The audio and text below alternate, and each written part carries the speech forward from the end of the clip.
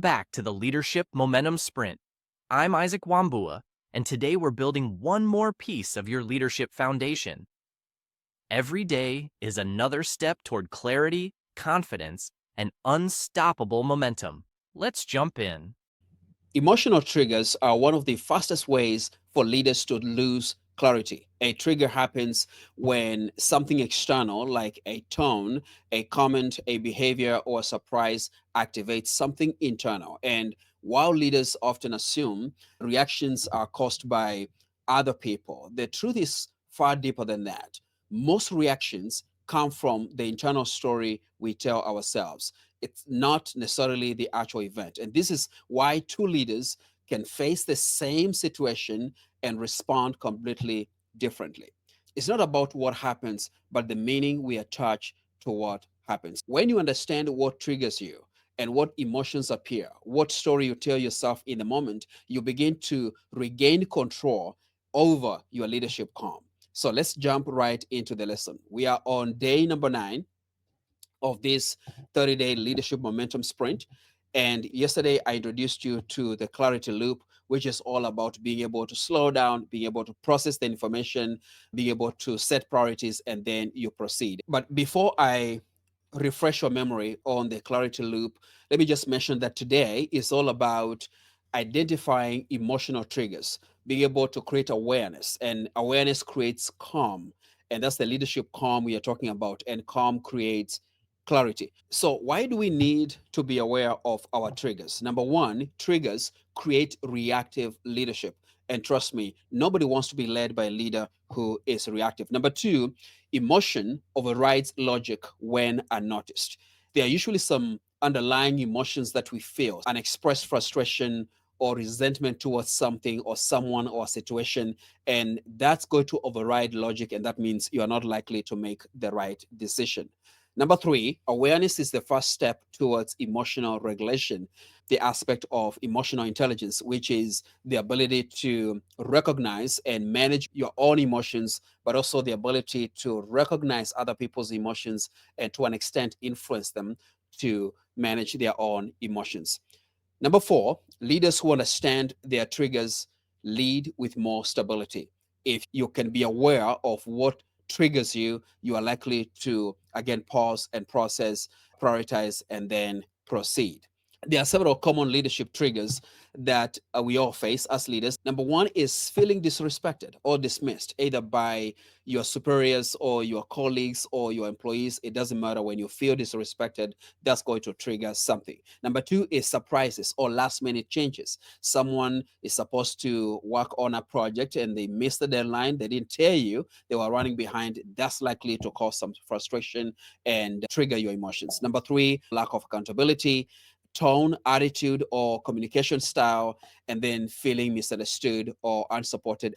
Like I mentioned, it's possible that you have what you call unidentified triggers. And these kind of triggers lead to reactionary leadership. While on the other side, if you can identify your triggers or at least be aware of your triggers, that's going to lead to intentional leadership, or at least the way you want to lead or what's expected by your organization. And that's why, again, today is all about awareness, because you cannot change what you are not aware of. You cannot change what you haven't to an extent named. You got to name that emotion. And again, you don't have to share your notes with anyone else, but being aware, that's going to help you big time. And every leader has experienced these moments when something small hits a deeper nerve. Someone's tone feels disrespectful, a missed deadline feels personal, and a last minute change feels like sabotage. And these reactions often have nothing to do with what's actually happening. They are usually tied to past experiences, old assumptions, or unresolved patterns. So today you're going to slow down and look honestly at the last 30 to 60 days. Identify the moments that triggered frustration, defensiveness, or tension, and then you write them down. You look for patterns. And this is not about judgment, it's about clarity, because the moment you name your triggers, you weaken the ability to control you. And this is how leaders stay grounded and respond with clarity instead of emotion. So let me walk you through the worksheet. And section number one, it's all about asking the question, what triggered you recently? Again, when you look at the last 30 to 60 days, what triggered you? Describe a moment in the last 30 to 60 days when you felt activated. Section number two, what emotion showed up first? And that's key. Do you feel like you need to say something a little nasty? Do you feel like you need to give someone a piece of your mind? Do you feel like you want to punch someone? Whichever feelings. Again, this is not a judgment. It's for you to identify the emotion that shows up first, because if you can identify that emotion, you can back up a little bit and figure out what the trigger is. So is it frustration? Is it anger? Is it fear, disappointment, or defensiveness? Section number three, what story did you tell yourself? When you look back the last 30 to 60 days, pick one big situation. What story did you tell yourself? Some of the common stories that leaders tell themselves is they don't respect me, no one listens to me, my work is not valued, especially by the higher ups, I'm being ignored. If you send emails or a phone call and you're not getting response back as fast as you expected, then you might feel you're being ignored. And then I will get blamed for this. Again, this comes up a lot when people go like, I know things are going to go south and I know for sure I'm going to be blamed for it. And maybe that's true. But if you keep on telling yourself that story over and over again, definitely it's going to affect your judgment. Section number four, it's asking the question, what was the actual trigger? If you look at that one big situation, what really triggered that? And all you need to do is back up a little bit. Before I felt the frustration, before I said something, before I felt disappointed, what really triggered that? And if you look at different situations, maybe two or three situations, you're going to see a pattern. Every time someone says, hey, what's going on here? Then you get triggered. Every time someone asks a question, it probably will get triggered. Something like that. We have several options here. You can check all that apply or add a few more if you have more than those. It could be the tone. If someone says something with a specific tone, that can trigger you.